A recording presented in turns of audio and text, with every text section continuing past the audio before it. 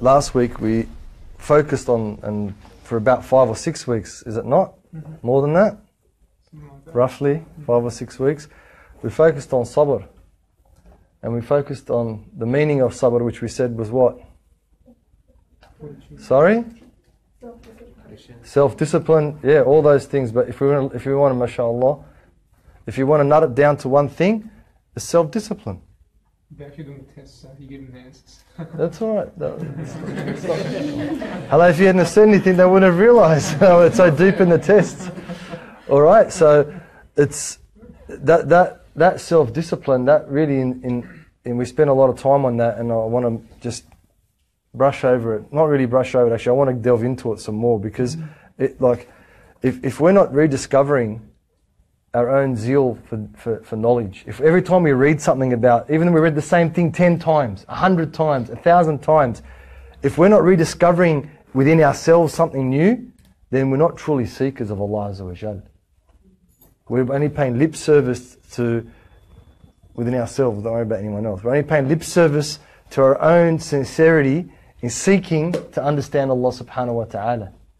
And one of the things that struck me about sabr was Surah Al-Kahf. Who can recall why the sabr, the question of sabr, who can think why the question of sabr would come up? When the Prophet and his stay with Al-Khidr. Right. Sayyidina Musa alayhi salam, min ul al-azm, from the 5 of the heavy duty yani prophets alayhim as-salam ajma'een. Well, what did he say? Innaka lan tastati'a. Right. Innaka lan tastati'a ma'i sabra. So again, the reason why it came up is because it's the meaning of sabr. Right? It's not just being patient, kicking back and doing nothing. It says you cannot, basically, if you want to use the vernacular of our day and age, you can't hang with me. That's what Sayyidina Al-Khidr is saying. Sorry, mate, you can't roll with me. You don't have the perseverance. You don't have the what? Self-discipline. Mahak walala. Isn't that what Sayyidina Musa showed us? When he went and lifted up sunk the ship, he lifted up the paling inside the ship, and the ship started to, wave. He said to him, okay, Sayyidina Khidr said to him, you can roll. I know you can't handle it, but if you want, I'll let you roll as long as what? You're patient. Right, don't say nothing. Just watch and learn. You'll learn. You will learn by hanging out. You'll learn and you'll see just by chilling. But no, we can't chill because we want to rule the world. We, me, I, you, us. We want to rule the world. Everyone wants to be a millionaire, famous, popular, sexy, whatever else. Well, everyone wants that because that's what's ingrained in us from the community around us, from the society in which we live in. There's no one saying you can't do it. What? You can do it. Don't worry. Don't worry. If you can't do it, I'll find a motivational speaker that can tell you can do it. Not everything is possible in every circumstance for every single person. That's our belief. That's one of the doors of sabr. Which one? No? What? That we can't get what we want. Right? The 3rd or the 4th, whichever one. Meaning that whatever Allah has decreed, if it's a difficulty, so I just take off the marks from last week. Give the paper, I take off them. Oh, okay, it's like that. All right, serious then, don't mess around. All right? It's either the shahawat, which is probably closer to that one, but also, like if things don't go your way, have patience on, so, sorry mate, that's not the reality of life. And now they're starting to talk about it like, giving participation awards to kids. They say it ruins kids. You don't get a participation award. You get an award if you win. If you don't win, you say, no, you did your best, buddy. That's your capacity. Or fix this up, fix that up, and you'll do better next time. And it's creating a generation of, the word I would use is people who think they're entitled. It's creating a generation of people who are entitled. Everything has to go my way. Everything. How's that balance with iman? How does that balance with deen? How does that balance with qadr of Allah subhanahu wa ta'ala, the decree of Allah? How does that balance with sabr? It doesn't. So Sayyidina Musa, and then it's a big thing, right? It's a big thing. A lesson that I, alhamdulillah azza wa jalla, learned from the verse, from the surah, from the chapter. That how does a person, like when we went to study, went to Yemen, we saw the khadim of, for example, Habib Umar. He's the guy that takes his shoes, he washes his car. Look at this guy, like people would treat him with disrespect. I mean, I didn't, but people would treat him with disrespect. But actually, he's an alim. He's Hafid Quran. He's actually a big shot. But how does he learn? How does he get his, he's the secretary, so to speak, PA. Isn't that what they call it, PA? Personal assistant of Habib Umar. And people just, but the guy is a big shot. Otherwise, Habib Umar wouldn't let him hang around. That's how you learn from the scholars. Like, of course, you need to know the fundamentals. You can't not know those things. And that's the barakah or the blessing of learning from someone who learnt from someone who learnt from someone who learnt from someone who learnt from someone back to the Prophet of Allah, sallallahu alayhi wa sallam. The mannerisms that go along with it. The things that we're learning from Imam al-Haddad, you can't get in a book. You read that book, read the Book of Assistance, you read it in a day. You're like, another one.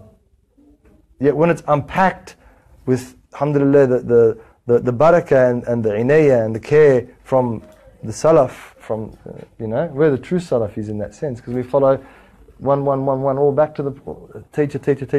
That's the difference. And that's how it's learnt. And that's what Sayyidina Musa alayhi salam is showing us. Sayyidina Musa, Khidr specifically, is showing us that if you want to learn from these people, just hang around. See what they do. That's the real, I mean, it's not, you can't say the real knowledge, but that's the ilm al-ladunni, as it's called. The ilm that's not earthly or not from this world or not, it's the subtle knowledge of the internal states, if you want to say that, or the subtle knowledge of the terrestrial realm, of the things that are above what a person can comprehend. So then he went and he says, you stuffed up the boat. He couldn't discipline. He didn't have the self-discipline. Why didn't he have the self-discipline? He knew everything through the Prophet. Right, exactly right. Hello. He thought because he was a prophet, is a messenger. Prophet and a messenger, both. Min ulul azm, the top 5. Sayyidina Musa, even top 3 you can say.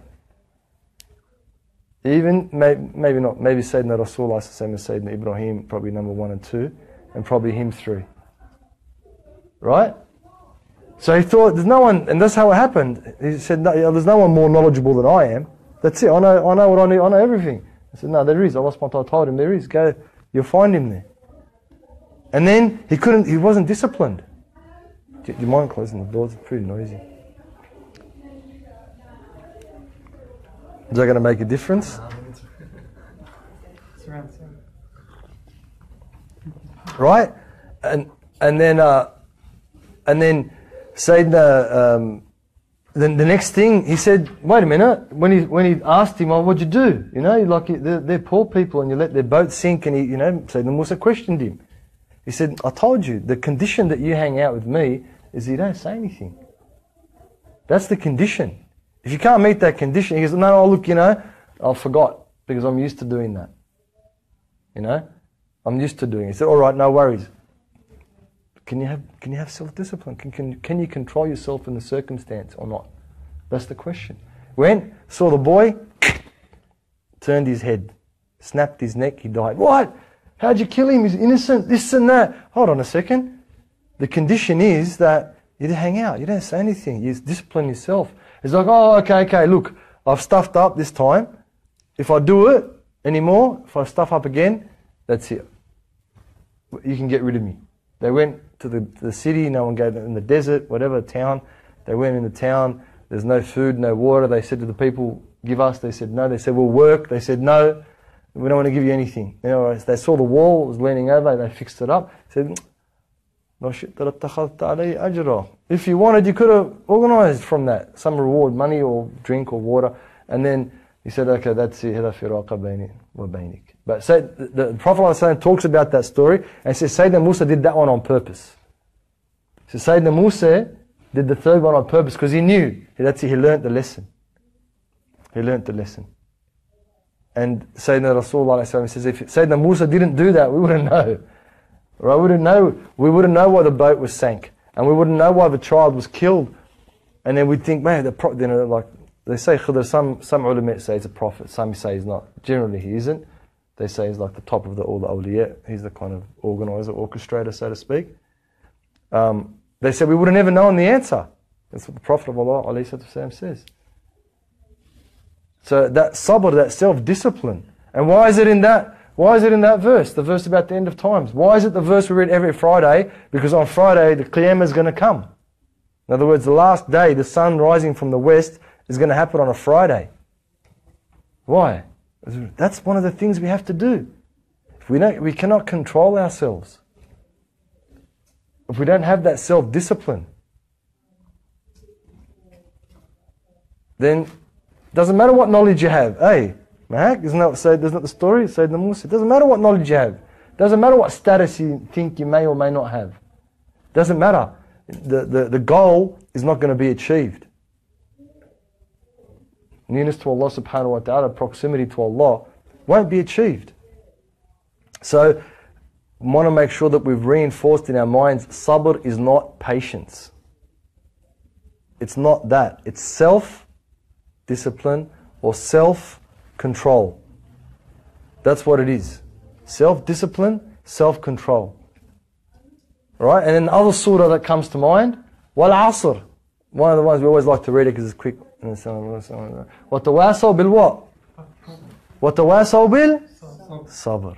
How many times have you read that verse? How many times have you thought about the sabr? We think about the haqq, because haqq, well that's it. Haqq is like, it's a sword. It's saying it's offensive and it's attacking weapon. But what's sabr? It's the opposite.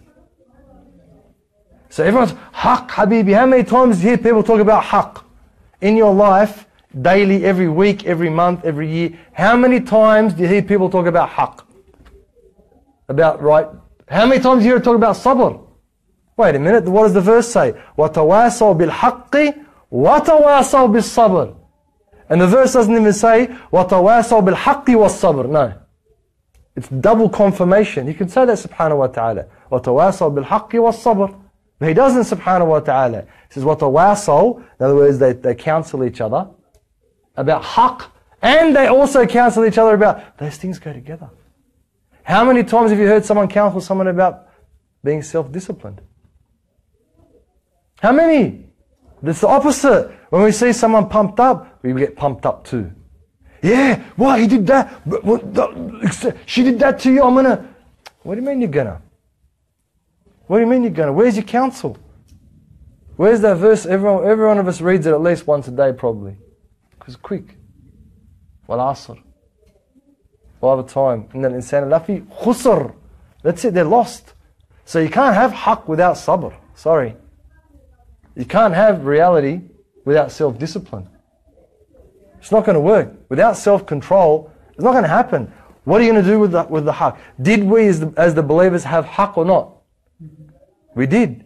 Then after Sayyidina Ali, even before Sayyidina Ali, after Sayyidina Uthman, even before Sayyidina Uthman, right after Sayyidina Umar, Allahumma arda anhu, and even Sayyidina Umar. But we can say that was okay. The Khilafah of Abu Bakr was alright. After that, what happened? Lost our self-control.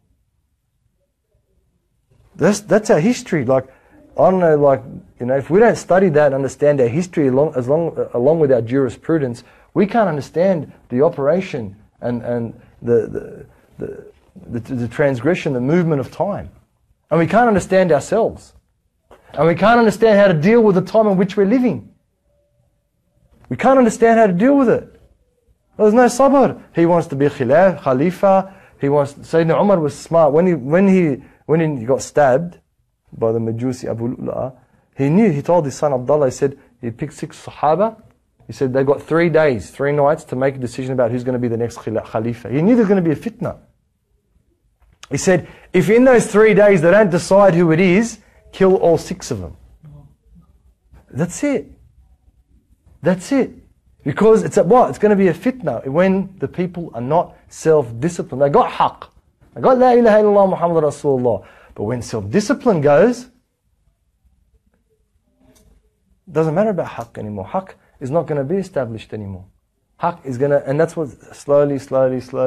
Anyway, then after Sayyidina Uthman, who killed him? Muslims killed him. Muslims They're the ones who killed the Khawarij. They're the ones who killed Sayyidina Uthman as he's fasting, praying in his house. His blood is on the Quran. His blood is on the Mus'haf. When Sayyidina Uthman. And then what happened? There's Muawiyah in Sham, where most of us are from. And then there's Sayyidina Ali. He started off in Medina, then he went to Iraq. What are they arguing over? Who's going to be the leader? Where's the self-discipline? Not only that, they've had battles over it. Thousands of Sahaba, 20,000 some say, were killed by other Sahaba. Like, get it through your ears and into your heart and into your mind. Sahaba, we say we follow the Salaf, we do. The Salaf were killing the Salaf over what? Who's going to be the ruler? Who's going to make the decisions? Do you mind switching that back on? Isn't it a bit warm in here or what? Yeah, I think. And lock the door while you're at it. No, I'm just joking about locking the door. Right? So, that's our history. That's our history. We can't deny that. That's written down in the books from our scholars. That's what's there. So if we don't understand that, what's the point of knowing sabr is this? That's the lack of the sabr is what it got. That's what it got us to. Not haqq. Haqq is there. Alhamdulillah. And then at the end, Allah took away from us even the haqq. Even the haqq, 1922, 1924. Even the haqq's gone. We don't know where it is anymore. Everyone's going around in circles. Everyone, illa man rahima rabbi, is going around in circles. And basically, everyone who hasn't got that chain back to the Prophet of Allah ﷺ is going around in circles. Really, if you want to look at it, if you want the reality of it, that's the reality of it. Whoever hasn't got that chain is going around in circles. And wait and see, a couple of years, all this business, not even maybe, will become apparent. It'll all become true about who was saying what and when they were saying it and why they were saying it. And the people who have sanad, the people who have a direct chain from their teachers to the Prophet of Allah ﷺ, they're the ones who are going to be on the right path, inshallah. Because that's been proven over time not to be tainted. And the example is who? Sayyidina al-Hasan Allahumma arda anhu, the grandson of the Prophet ﷺ, the son of Ali and Fatima, right? Well, he tawalla al-khilafah. So they say the Khulafa al-Rashidin are 5. Sayyidina Abu Bakr, Uthman, Umar, Allahumma arda anhu, Abu Bakr, Sayyidina Ali, and Sayyidina al-Hasan. Because the Prophet of Allah, he says it in the hadith. He says that the Khulafa al-Rashidun, they're 30 years. 30 years. He says alayhi salatu wasalam. And after that, mulqun adud. In other words, it becomes monarchy. And isn't that what happened? Muawiyah gave this to his son Yazid, and Mansur, and all the way down. They just become father to son, father to son, father to son. And they would kill each other to see who would be, poison each other, do whatever, to see who's going to be the Khalifa. So when Sayyidina al-Hasan, and the Prophet, he talked about it. He said, this son of mine here, Ibn Hada, سيصلح بين فئتين, I don't know if it's kabiratayn, but فئتين من المسلمين. He's going to conciliate between two big portions or parties of the ummah. And that's what happened. Because everyone loves Ahlul Bayt. When we see someone's a Sayyid, we're like, wow, sweet, someone's a Sayyid, Oh, they're descendant of the Prophet. So people wanted Sayyidina al-Hasan after Sayyidina Ali. But what did he do? Called Muawiyah, he signed it over. Exactly on 30 years. Exactly on 30 years. And that's how it went after that. They said, we are the Khalifas of the hearts. That's what Ahlul Bayt said. Ali Zayn al-Abidin, Muhammad al-Baqir, and Ja'far al-Sadiq, and all these Imams, the Shia, they kind of claim them. But they're our Imams as well. We don't disband them. They stayed away from the hukam after that, from the ruling after that. What's it called that? When you stay away from that thing, even though you want to do it. What's it called? Self-discipline. Yeah? Right? That's called self-discipline. And our particular chain that we take from is from the Allahumma salli wa sallam ala Sayyidina Ali al-Aruda. He left everything. He left the whole of Iraq, because they were like somebody when they were there. He came to Medina And then from Medina, his son came to Yemen, and that's where our change. They completely left all that stuff. Self-discipline. Stayed away from all that business. To do what? To do what? Get what? What does Sayyidina Musa get from Sayyidina Khidr? Right? Knowledge. And knowledge gets you to what? How? Yeah? Through how does knowledge get you to Allah? Knowledge, then what comes next? Action, right? Implementation, practice. That's why it's called ilm al-nafi', beneficial knowledge. Beneficial knowledge is the knowledge implemented. Yeah? And then after that, what? Da'wah ila Allah. You got to be a caller to Allah. You got to be a caller in all your states, all your conditions, all your circumstances, even if it's just in your heart. Even if you are saying to someone, good morning, how are you? Even if you're just saying that in your heart. Even if you're talking about the weather in your heart. That's the minimum. And then, after that is ma'rifah. And there's a lot of different stages on the way, but that's what sabr, that's what self-discipline gets us. And if we cannot master it, we will not reach there. As the verse we said in Allah subhanahu wa ta'ala, جَعَلْنَاهُمْ أُمَّةً يَهْدُونَ إِلَى الْخَيْرِ لَمَّا صَبَرُوا. So, in other words, that you want to be imam, you want to be a leader, which everyone wants to be, because that's what everyone's told they should be. If you want to be somebody, in other words, what do you have to do? What is it? You have to work for it. Which is what? Self-discipline. You haven't got self-discipline, Allah won't give it. يَهْدُونَ إِلَى الْخَيْرِ. They guide people to what's right, to what's good.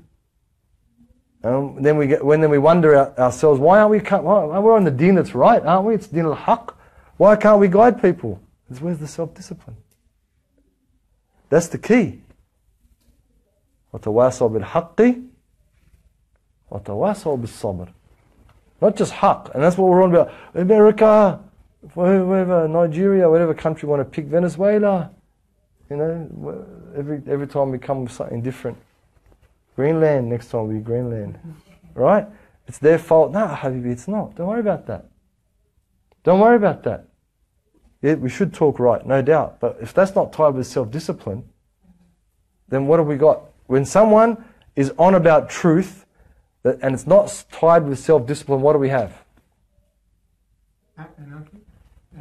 Yeah? Okay, that's generally. What about the individual? What kind of an individual? About ego? Taddala.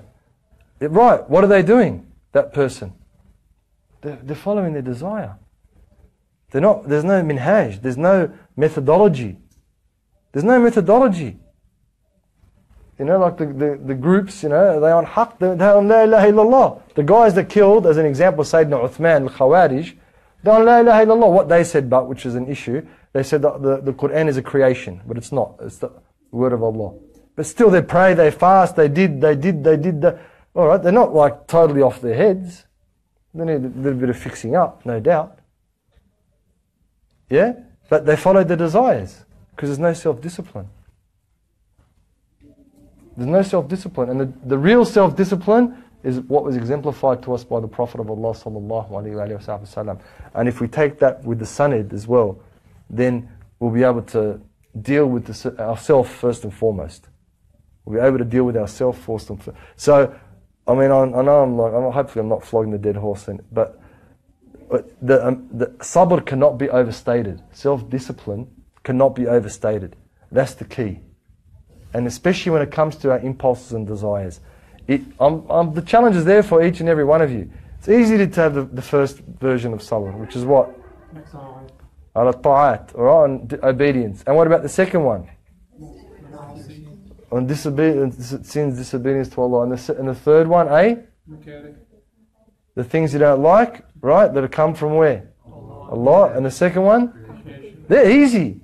Maybe the creation one's a bit hard, because we get a little bit taken away with our tongues. But the fourth one, it's tough go. Try between now and, you normally have your Wednesday lunchtime ice cream. Just on something simple, whatever it is. Whatever, custard, chocolate mousse, whatever it might be. Okay? Whatever it is that you're having, don't have it this week. And see how the bucking bronco, wild bull, lion, tiger, raging bear inside. But go, have a look, just watch it. That's how you can catch it. That's how you can catch your desires, right? By doing something that you enjoy that's halal, right? Don't do it for that week. Don't do it for that day. You hang out, another one, you hang out with your friends every Saturday, you go to a cafe and have chocolate milkshakes or whatever, okay? Well, sorry, latte, chai latte, my bad. Right? You have chai latte, Mahak, right? With caramel, is it? No. Whatever. All right, you have whatever. Don't do it. Don't go there with your friends and just listen to the conversation that goes on between you and yourself. Listen to that conversation. Listen to sirah. It's not a conversation. It's like Question Time in Parliament. Have you seen Question Time in Parliament? Ever watched it? They yell at each other. They call each other names. They put each other down. That's what they do. That's what it's going to be like inside. Try it. I want you to try it. I know I'm saying it in a funny way, but I want you to try it. And then you catch your nafs wherever. Get that impulse. Get it under control if you can. If you can't, which is fine, it takes time. At least watch it. At least when you know that tomorrow I'm going to, have that chai latte, you know what's going on in drinks. Say, Ya Allah, all right, Ya Allah, I know it's my nafs, Allah, I know it's my impulses, and I'm not having self-control, but Ya Allah, next week give me self-control. Yeah? So that way, everything you're doing in life, you're weighing it up. Is it an impulse? It is. Can I stop it? If it's haram, you have to stop it. If it's not haram, just keep an eye on it. Know that you're not doing it because you need it, right? No, you're not doing it because you have to have it. No, you're not doing it. No, it's an impulse. It's fine. If it's halal, you're allowed to have them. It's not saying we're not. I'm not saying don't have your chai latte, right? Have it. But understand why you are having it. Understand the category that it falls into for you and for me. It's a shahwa. You don't need to have it to survive. It's not water. Water's different. But then there's cold water. Do you necessarily need to drink cold water? No. That's a what? Shahwa. It's an impulse, desire. So that's how you bring it under control. That's how you bring it. Don't let it get out. It doesn't matter. Like you have to have 3 chai lattes a day. You have to have 3 chai lattes a day. That's okay. Not really, but for now it is. For now it is. That's it. Keep control of those impulses or whatever. When I went to uni, the students, as we were studying law, 7 cups of coffee a day are normal. Normal. I was like, no, it's not normal. Sorry, mate. It's not. But that's what they were doing. So keep tabs on it. Okay, you might not be able to rein it in now, but keep tabs on it. Know that you're doing something, even it's halal, with a shahwa, and say Bismillah and Alhamdulillah and Shukr Lillah, which is the next part of what we're going to do. Alright? So that you can differentiate between your what? Right? Needs. What's needs? Needs is water, air, sleep. Chai latte, no, it doesn't. What is it? Food. Right? You don't need anything more than that. And you need something to wear, cover your aura, something to sleep under, right? Something to transportation. Other than that, everything's extra. Okay? Then you got your wants. So the needs are the easy part. They're the sabr 1, 2, 3A, 3B. But the 4th one is the wants. And that determines your station. That determines your level of progression with Allah subhanahu wa ta'ala. What do I want? So, like I said to you, the test is hanging out with your friends on Saturday, drinking your chai latte. From now, whatever it is, your ice cream, something that's an extra in your life, whatever, you watch a movie or you play a game, regular, something you do regularly. From now, just from right now, give yourself 5 seconds and think about, I'm not going to do it. And watch what happens. Watch inside. And that's it. Keep that conversation going. That's nafsul lawama. The nafs that goes back and forth. It's actually not, lawama they say is between good and evil. So it's not actually that, it's a level above that. But understand the conversation you have with yourself. Understand, it's alright to have chocolate bar and chai latte, whatever. But understand what's going on with you so that when the time comes where you say, well look, the people in Syria, or Yemen, or look, I'm going to cut out that desire that I've got. That thing that's a desire for me, I'm going to cut it out. Then guess what happens? Guess what happens to your state? You become illuminated. Because you know what you're doing, and you know why you're doing it, and you know how you're doing it. You'll know, you'll understand. You're conscious of your subconscious. Does that make sense?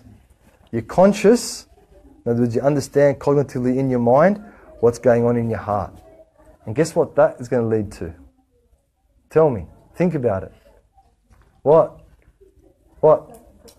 Yeah, well, self-discipline is the way. But what's it going to lead to when you're subconscious? When you're conscious, understand your subconscious. Right? Islam. Islam.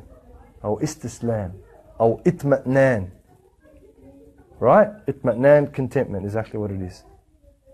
And what's that going to mean? What's that going to mean?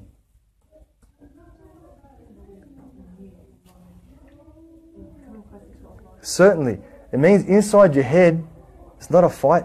It's not a whirlwind. It's not confusion anymore. Inside your heart. Right? Istiqama or sirat al-mustaqim. Clarity. You'll know. It's okay. Still drink that chai latte. No worries. But understand what's going on with that chai. Understand, not with the guy making it or the person, the barrister, they make it. Then it's the same person that makes the coffee. Don't worry about what that person's doing. Don't worry where the milk comes from. It's good if you can use organic and all that stuff. Better. Right? But don't worry about, I mean, what's going on with yourself when it comes to that. Because that'll give you clarity.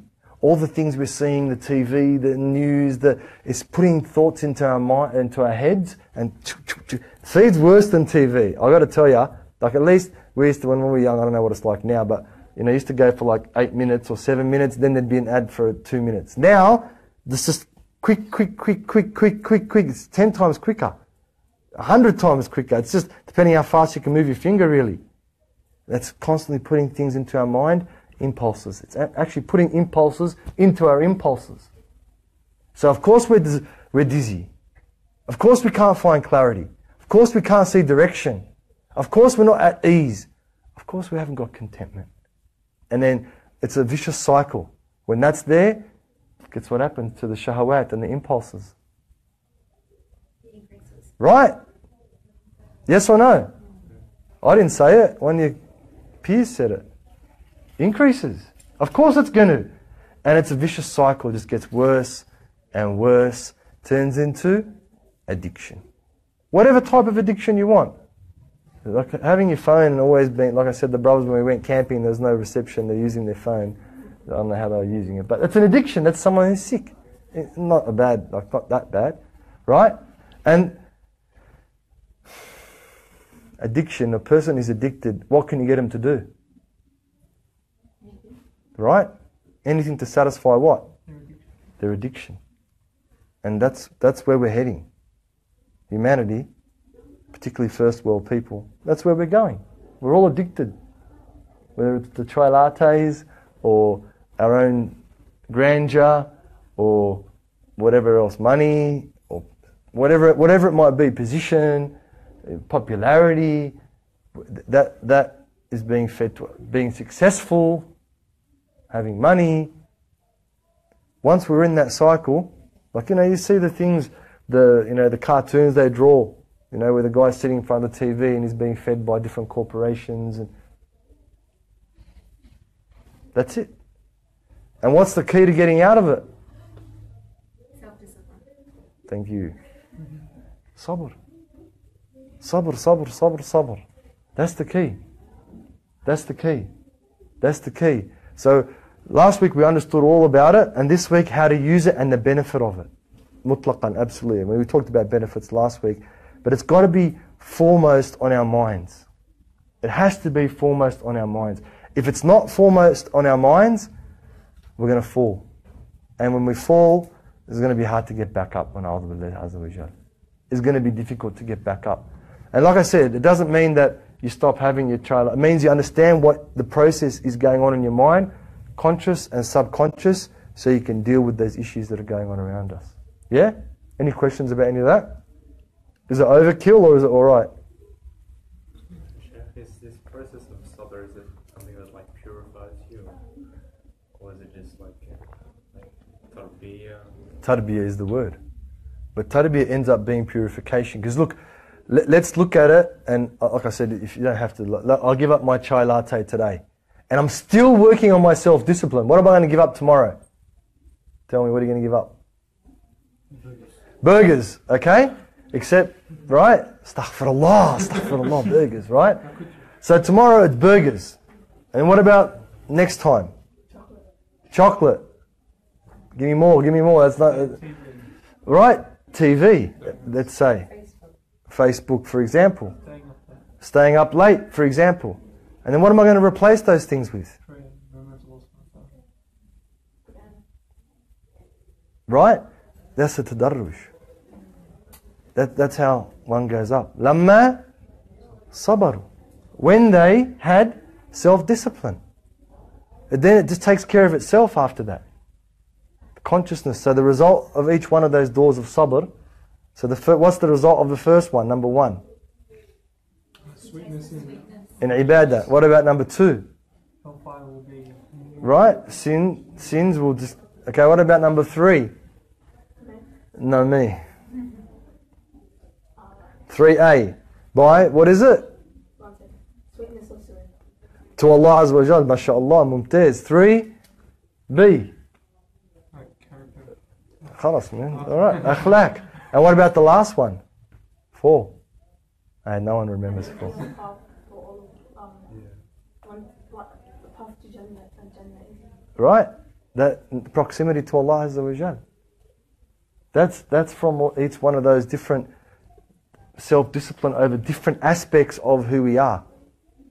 So can you see when the shahawat are under control, there's no more hijab. There's no more, not for sisters, but there's no more curtain between the individual and Allah Azza wa Jal. Allah says, come to me. Abandon your shahawat. Abandon what you want for what I want. Yeah? Abandon what you want. But we can't just do it like that. There's a technique. Everything's got a way. Everything's got a, when you learn how to drive, they push the wheel and pull the wheel and whatever I can't remember because I don't do that anymore, but whatever they taught us to, whenever it was when you learn how to drive or would ride a bike or whatever, they gave you a technique. They said, here's the technique, work on it, perfect it, and you won't have to worry about it. And no difference with sabr. No difference with self-discipline, self-control. But we don't preach that. What do we preach? Let it out. Our emotions. That's what we preach. We don't. I was talking to a barrister today, and he goes, oh, I like dealing with your people. There's a certain softness about them. And he said, but then there's the other extreme, and there's no middle. He goes, there's no middle, and he's right. He's right. There's no middle. We got either we're mashallah really good and soft, or we're just out of control, tattoos, shooting people in the streets, whatever. There's no self-control. There's no self-control. Naam. It's very insightful. I'm just wondering, so you speak about sabr and it's a fairly abstract notion, and we continually advise to sabr, whether in calamity, whether in good times, whether in trying to elevate oneself. So I'm just wondering if you have practical tips, because when it comes to it, although we believe that we should practice it, it may not come to us so naturally.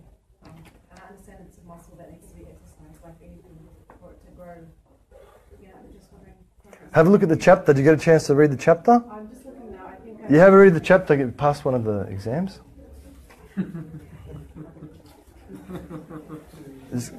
Sisters. And then look, have a read of the chapter and answer the questions whenever, and then inshallah Azza wa Jal, it'll become clearer to you. It'll become, unfortunately, because it came at the end of it, that's why, but it's exactly right. It's a muscle that needs to be exercised, and that's the shahawat that overtakes us when a'udhu billah ta'ala. And we live in that world, like we have to understand, we do not live in the world of necessity.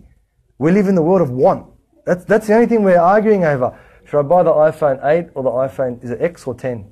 10, is that what it's called? Oh, someone's going through that problem, I feel sorry. Ya Rab, Ya Ilahi, guide them, Right? Well, that's the problem we have. That's the problem we have. What kind of a problem is that? So the problem is, do I eat hamburger or do I eat pizza? Right?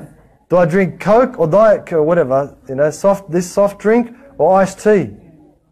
That's not a problem. That's not an issue.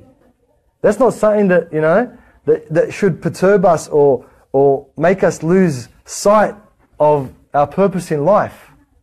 But that's the test we're under, and that opens up the next door about shukr.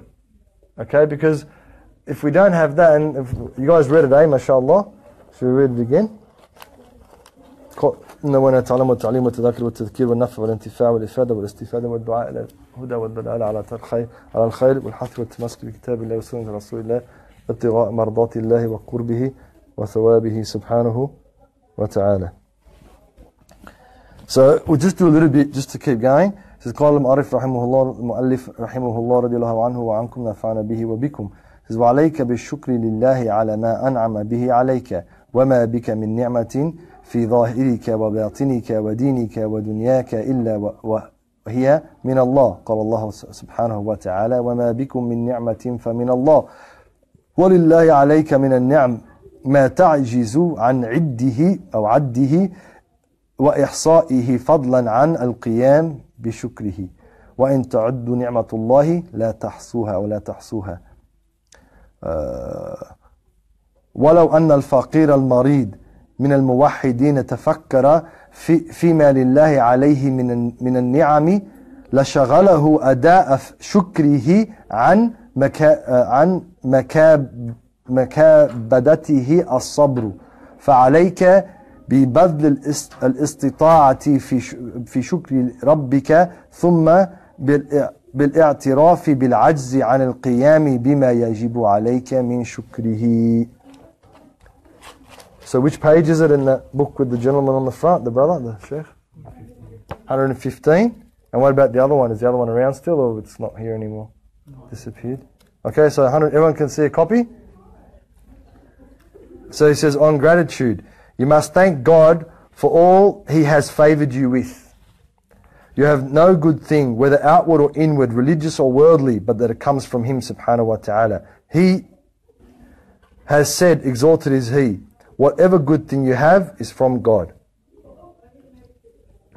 God's favours upon you are more than you can number or be aware of.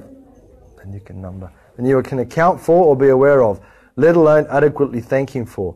If you would count the favours of Allah, you could not number them.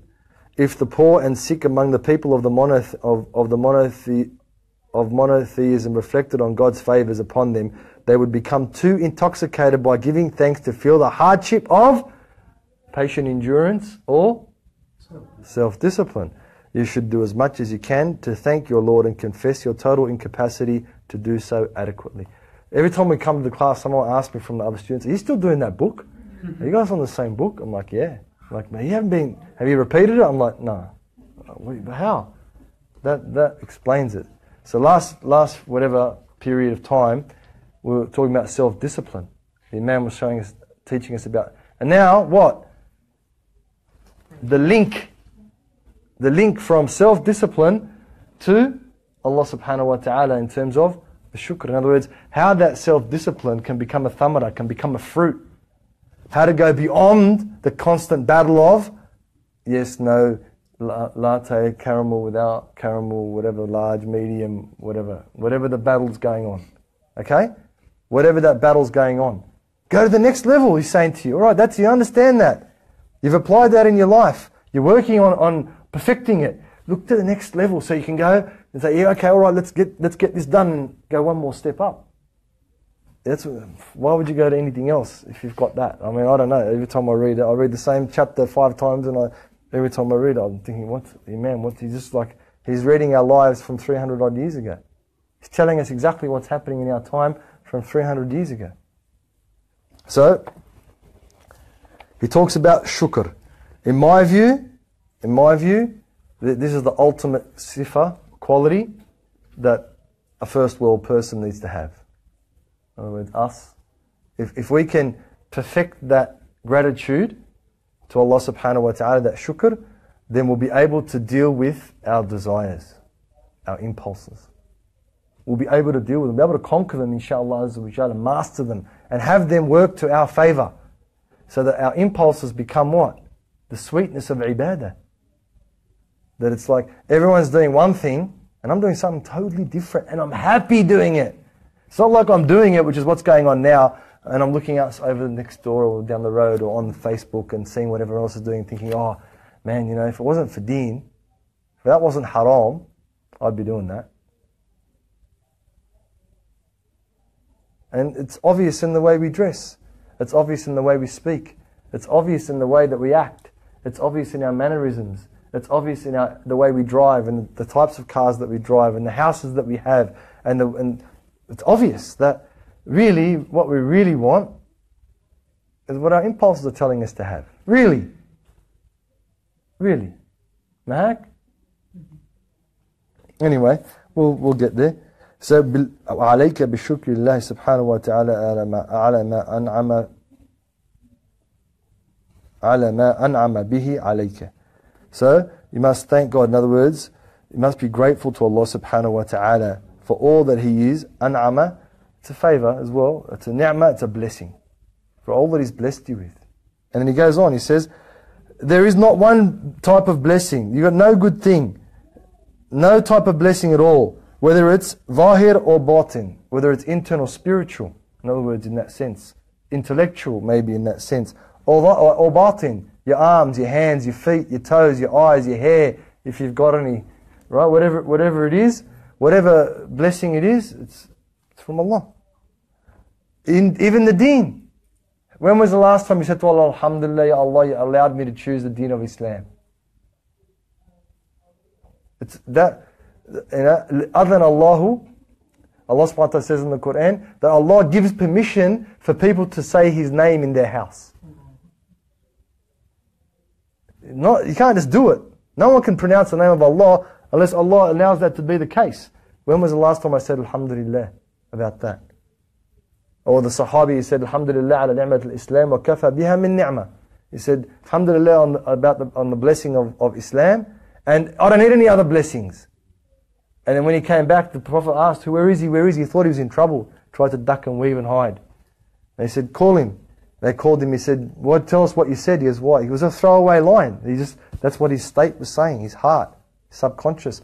And he said, you know, the angels, all the angels in the sky and all the seven heavens, they were struggling to write the reward of the word that you said, one line. They couldn't keep up. That's how great the rewards were that Allah was giving him. The angels couldn't keep up. And there's not a hand span in the seven heavens that doesn't have an angel in it. There isn't a hand span. They couldn't keep up. That's how great. Just for being grateful about the ni'mah of Islam. When was the last time we were grateful? Wa dunya. And that's the extra. Dunya means extras. In other words, it means the life we lead. Our life is basically about extras. Ziyada. They say the dunya, the definition of dunya is ziyada. Extra. Anything that's extra is dunya. I read this thing one time. It said like, every year in your cupboard, turn the coat hangers outward, or let's say turn them outward so they're all pointing in. And he said at the end of that year, and every time you wear something, turn it the other way. At the end of the year, when you've looked at your clothes or end of the season and you haven't worn that particular item, give it away to charity. And that's what we should be doing. We should be giving away stuff that's good that we don't wear. And we want to wear it because what? Our impulse is saying, girl, you're going to be wearing that soon. When there's a layliya, you know, when there's a thing, you're going to wear it. I know you're going to wear it. It's been there for 2 years, it's moldy, it's, you know, whatever. And I don't know about brothers, but I don't know if we're the same. But anyway, we've probably got a jacket that, you know, from somewhere, or a pair of shoes, you know, a pair of old Jordans or something that they're musty and festy, and we still keep them. Why? Right? So even the extra things we have, they're from Allah. قال الله سبحانه وتعالى وَمَا بِكُم مِّن نِعْمَةٍ. There is not one blessing that a person has except that it's from Allah Azza wa Jal. Whatever good thing you have is from God.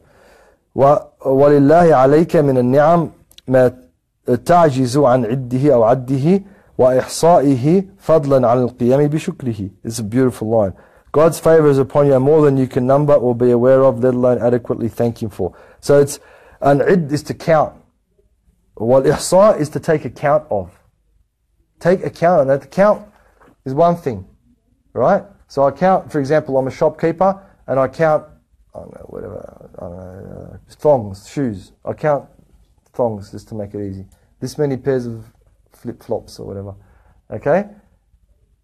That's the count. There's 100 of them. But what then the value of it? That's to take account of it. Like, are they, what's that brand? The top of the, yeah, right, okay. Are they that brand or some other brand? Right, which one are they? That's to take account of it. How much is it actually worth? To count is the number, 100. But what's it worth?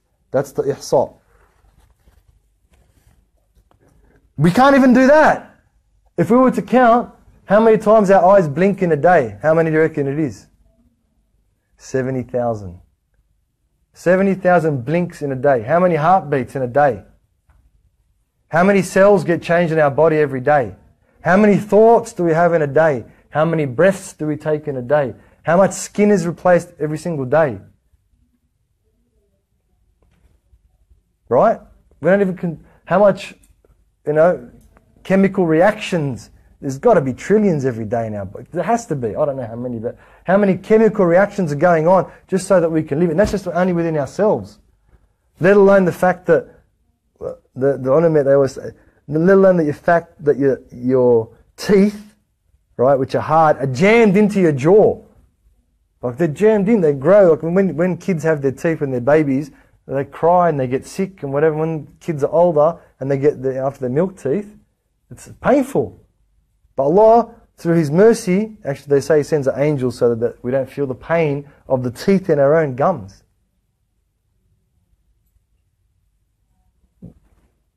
How are we going to even count that up?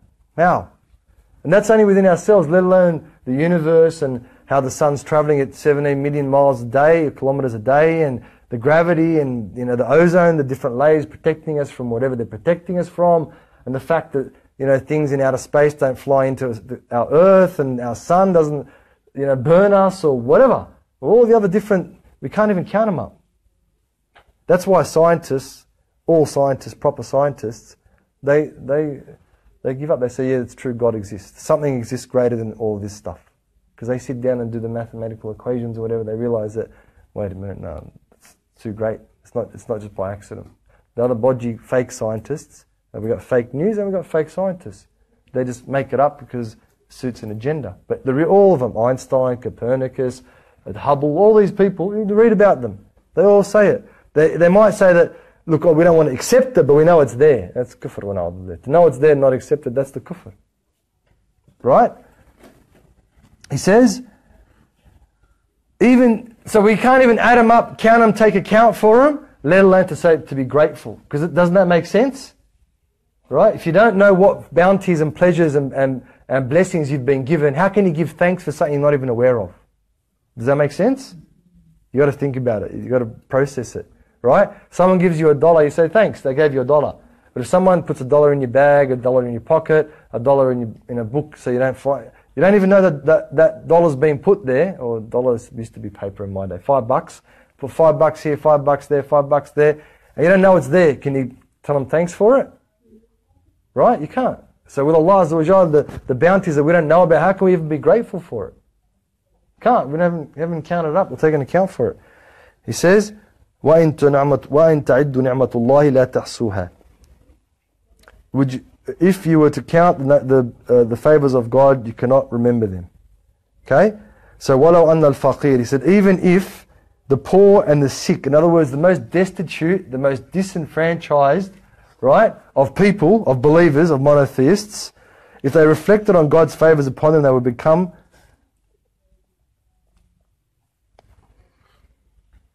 لَشَغَلَهُ أَدَاء. It doesn't really say it. He says لَشَغَلَهُ, he'd become so preoccupied. The word intoxicated, I don't know if it belongs there.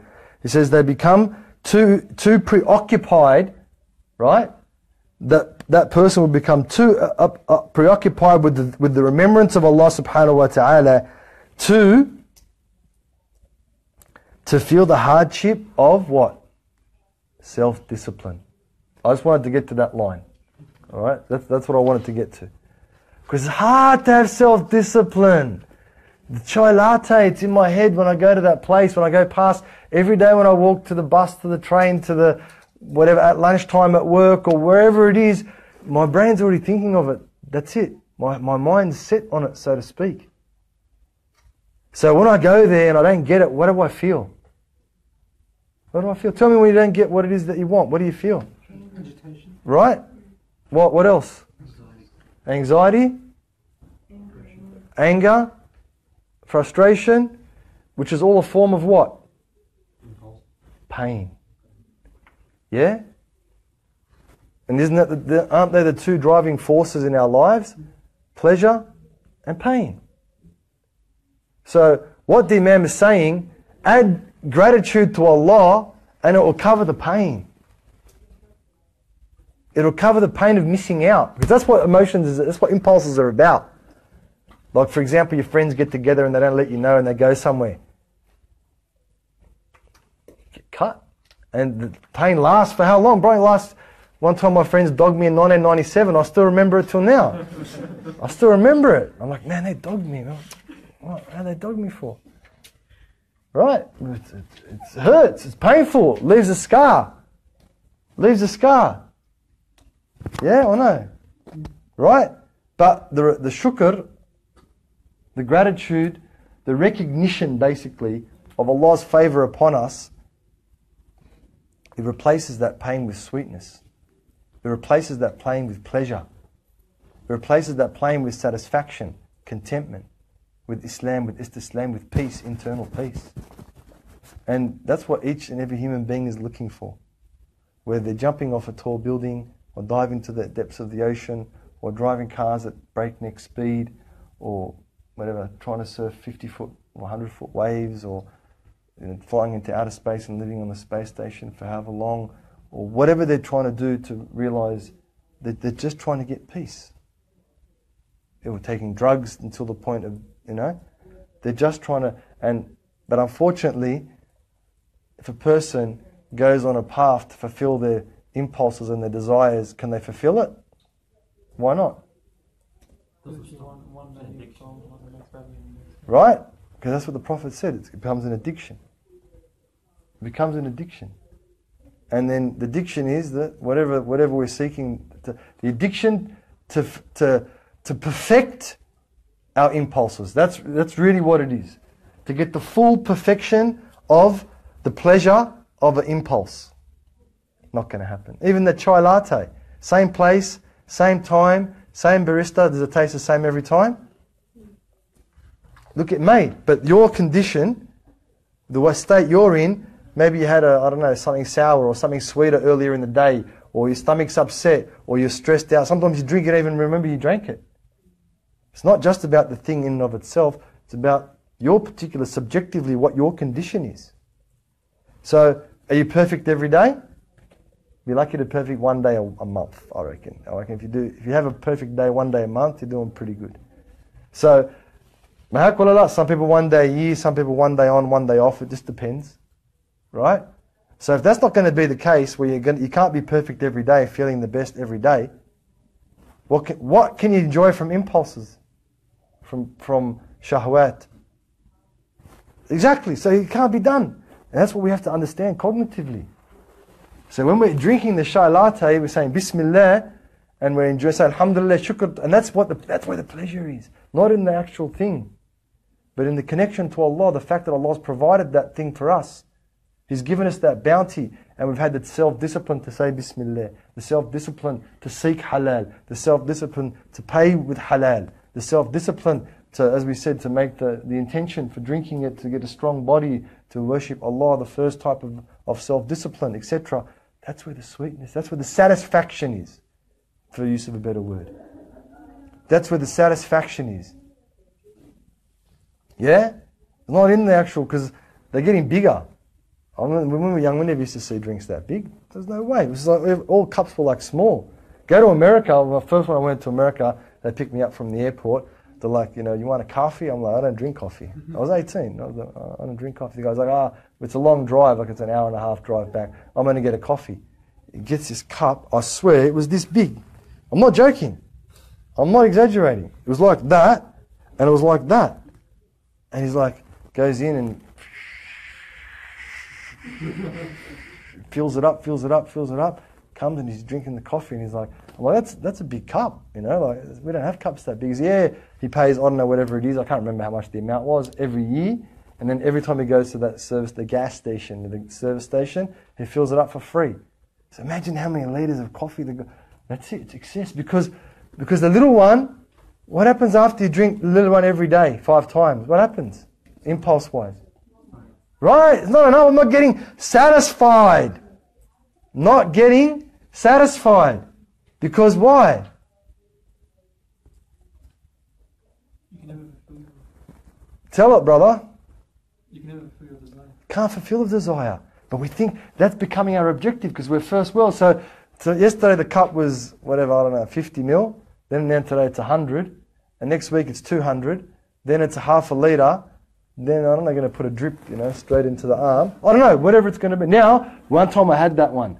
It was a hot chocolate with guarana and caffeine in it when Habib Umar came. I was really tired. And the brothers go, try this. I'm like, all right, no worries. I swear, I'm not exaggerating. I was slurring when I spoke because I was so amped. I'm like, bro, don't ever give me that ever again. Don't ever. Why? Because what? Guarana and caffeine and chocolate and sugar. Just give me heroin in one go then. Like, what's left? Seriously, what's left? It's getting, you know, and now they're saying the energy drinks, they do this and they got, I don't know what they got in them, and where's the limit? There's no limit. There's no, like one of the Salihin we know, that we met, he only drinks water. Never drinks anything except water. Coffee, if he's got if he heats up the water, that's the maximum he does. He goes, that's it, I don't want my shahwat, because I know it doesn't, I'm not saying that's what you do, I'm just giving these examples, right? So that you know that no matter how big the coffee of chai latte, if it's like this, it's a backpack. Now they got the backpack for water. Put it on, camel pack, and drink out of the straw. It's not going to be enough. You're not going to get satisfied from it. Because it's not for satisfaction, is it? What's it for? Right, to live. Just so you can live. Enjoy your chai latte next time. But remember, why are you drinking it? It's extra. It's not a need. It's not a necessity. And if you make the right intention, you'll get rewarded for it, inshallah. Alright, so does that sit where, inshallah, we want it to sit? Any questions about any of that? So one of the other questions that asked me last week, sallallahu alaihi wasallam, is about the woman and the position of the woman and that. So I've been giving it some thought and listening to some of the Habib, what they're talking about and things. And one of the Habib Bakr al-Adani, brings it back to the original situation. He's very, very nice. What he said was, he goes that the issue is that everyone, when they talk about men and women, and what the shaitan's done is made it divide and conquer. When we're in conflict, we divide, and when we're divided, we're easily conquered by shaitan. So that's what he's doing to us. He's making it, and it's easy. Like we're all the men are like, yeah, we're for the brothers. And officers are like, yeah, we're all for the sisters, because that's our basic gender. And so he's saying that the issue is that not the Sharia. So the Sharia is pure in and of itself, because Allah subhanahu wa ta'ala, He created man, created woman, created male, created female. And dhulm, oppression, Allah made it haram upon Himself. So whatever the ahkam of Allah, the ruling of Allah subhanahu wa ta'ala is for male and female, it may not be equal in terms of the same as each other, but it's equality according to how each one of them is. It's not oppressive. It can't be oppressive. It's impossible for it to be oppressive, but it's our understanding of it. And he gave a beautiful point. He said that originally when Sayyidina Adam was created, Sayyidina Adam was created from teen, from dirt, and then it was mixed with water, and then it dried, and then it became hard, salsal, and that's the asl of Sayyidina Adam. And then Allah subhanahu wa ta'ala blew the ruh into him. Then he came alive, and the angels were supposed to prostrate. And Allah subhanahu wa ta'ala taught him the names. At that time, Sayyidina Hawa, she wasn't there. Right? Sayyidina Hawa, she wasn't around. It didn't exist. And Sayyidina Adam was living in Jannah, and he had everything. He never got tired, and he ate whatever he wanted, and he needed something. And then he brought up a beautiful point. He goes, what about the Hul Ain, the creation that Allah subhanahu wa ta'ala created for fulfillment of desire? He said, they would have been there, or not. He didn't give it. He said, possibly they would have been there. But Sayyidina Adam wasn't being fulfilled. Go back to the point. He didn't feel, it's nas aw sakina. He wasn't comfortable with that. It's not just about sexuality. Because that's what the hurul 'ain are for, the sexual gratification. That's why Allah subhanahu wa ta'ala says, وَخَلَقَ لَكُم مِّنْ أَنفُسِكُمْ أَزْوَاجًا. مِّنْ أَنفُسِكُمْ, from yourself. Same genus and species, so to speak. Because the hurul 'ain are just a creation. But Sayyidina Adam, he needed a human being. And so that's the difference between Sayyidina Adam and Sayyidina Hawa. What was she created from? Right? From Sayyidina Adam himself. He was already complete. He was already complete. She didn't come from dirt. She came from something more complete. And in a sense, better. But what she missed out on was the fact that the angels and the prostration and whatever happened. So she missed out on the azama, the significance of that event. And so that's why they're different. SubhanAllah, when he bring it down, he boiled it down to the difference. These non-believers won't get it. Okay? Maybe they will, but this is for the sisters to know. And so he says that because she was created complete, she's more complete in terms of children. Well, sorry, boys. We can't do it. No matter what you do, no matter how much they add and take away or whatever, it's not going to happen. It's not. And if it happens to one miraculous thing that they do with hormones, and it's not going to happen to that many of us. So we are in a situation where we're never going to be able to do that. And some women won't be able to do it either. So there's equality in that sense, but the majority, they'll be able to have the children. And then because of the completeness of her creation, she was created in a sense better. And that's not the case, but that's what we're just implying. It's interpolated. Because she was from complete. She was from the completeness of Sayyidina Adam. And then when this is what he said, which is kind of relevant to the fact that because she was created from completeness, that she sought the luxuries, so to speak, of the world.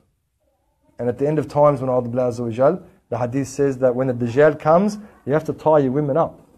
And the other hadith says the majority of the people in Jahannam are female. And it's not a slur on women. It's not a slur on women. That's the nature, because they were created from a more complete creation. It wasn't dirt and drying and all that thing that Sayyidina Adam went through. And then the other thing is that when Sayyidina Adam and Sayyidatna Hawa, she didn't see the azamah of Allah, so she was more inclined to eat from the fruit. That's what the ulama have been saying. She was more inclined to, because the completeness of life, it's like the hunter-gatherer, if you want to look at it that way. That the women, they make the home, they make the household, so to speak. Of course, we're generalizing to the fitra, the biological, if you want, in a sense, makeup, and also the cultural, in a sense, makeup. So, because the hunter's out, he doesn't need that permanency. He just needs to find what he needs to find to eat. Whereas the gatherer is in a more of a confined area. And so the gatherer wants to make the beautification of that place where they're always going to be. That's the natural state. So he said she had that inclination. And Sayyidina Adam went with her and they ate the apple. And what happened after that? This beautiful thing that he says that I haven't heard from anyone else. So after that, she had a menstrual cycle, which meant what? Children. So he's saying it's meant to be. So even in that example, he doesn't degrade the position of women. Saying that was what Allah subhanahu wa ta'ala had written upon them. Allah subhanahu wa ta'ala had written upon Sayyidina Adam to be brought to this earth, to be a prophet, right? And Sayyidatna Hawa to be the mother of all of humanity. And we say Sayyidina Adam is the father, but she's the mother. And without that didn't happen before. She didn't have a menstrual cycle before. So, mashallah, he gives that example. I thought it'd be something that you could take away with you when you describe, particularly to Muslim women, so that they understand that no, that's not the case. There's no dhulm in it. There's no oppression in it. And one beautiful thing he said, which I always say as well, is that if women are going to seek equality to men, then they've let themselves down. If your standard for life is dependent on another standard, then you haven't got a standard. Does that make sense? So if I'm going to judge myself by how my brother's doing at school, if I do better than my brother, I'm doing good. Well, maybe my brother's average student, and I've got the capacity to be a straight A student. I've sold myself short. And he said that is the problem with feminism. He actually mentioned it. That's the problem with feminism. But he said he understands why feminism happened in the Western world, because there was so much oppression of women from the laws themselves. We don't have that in our deen, which we've mentioned previously before. Many times we've mentioned it. So, in terms of that, and I always say it to you and I'll say it again, make your own standard. Make your own way. Come together and decide that that's the best thing for us now and inshallah in the future. Alright, any questions about any of those things? Happy with that? So I thought it was a bit extra thing, so especially for the sisters, to tell other sisters so that they realise that that's the case. Any questions about anything else? Generally, specifically? No?